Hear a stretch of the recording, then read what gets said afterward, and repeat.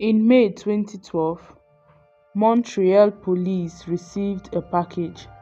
Inside was a human foot. Within hours, more packages arrived at schools and political offices across Canada. At the same time, a video appeared online. It will trigger an international manhunt. But this story doesn't start with the packages. It starts years earlier, with warning signs, with rehearsals, with a man who didn't hide what he was becoming. He uploaded it, and still, no one believed it would escalate. A young man named John Lee. Who was John Lee, you may ask? Before anything else, you need to know who John Lee was. 33 years old, an international student from Wuhan, China, studying engineering at Concordia University in Montreal, he worked part-time at a convenience store. He called his parents every week. He had plans: graduation, a career, stability. John Lee wasn't a headline. He was someone's son, someone's friend, someone's building a future. On May 24th, 2012, he crossed paths with a man who didn't see him that way, not as a person, but as a prop. Years before the murder, disturbing videos appeared online. Animal abuse, carefully filmed, edited, framed. This wasn't random cruelty, it was performance. Internet users began noticing patterns: the same apartment, the same vacuum cleaner in the background, reflections in appliances. They analyzed everything. They found his name, his photos, his locations. They reported him multiple times. To authorities in multiple countries, nothing happened. Animal cruelty wasn't treated as escalation, but the online group had a chilling theory.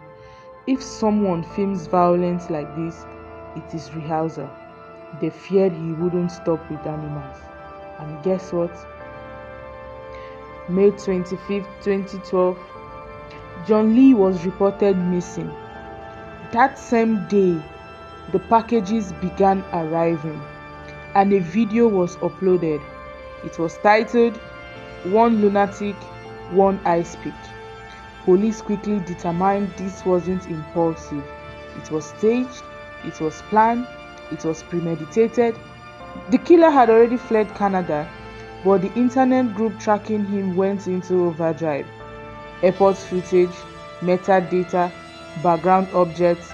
They sent real-time updates to Interpol. Meanwhile, investigators traced financial records and travel routes. Paris, then Berlin.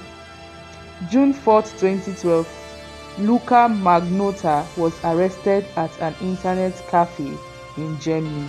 What was he doing when police walked in?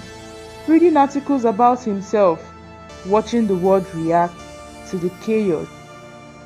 At trial, the defense argued schizophrenia, a break from reality, but the prosecution showed something else: months of preparation, research into other killers, pre-addressed packages, a calculated escape plan. This wasn't chaos, this was choreography. The jury deliberated for 8 days. December 2014, Luca Magnotta was convicted of first-degree murder. Life in prison, no parole for 25 years. But prison doesn't erase impact.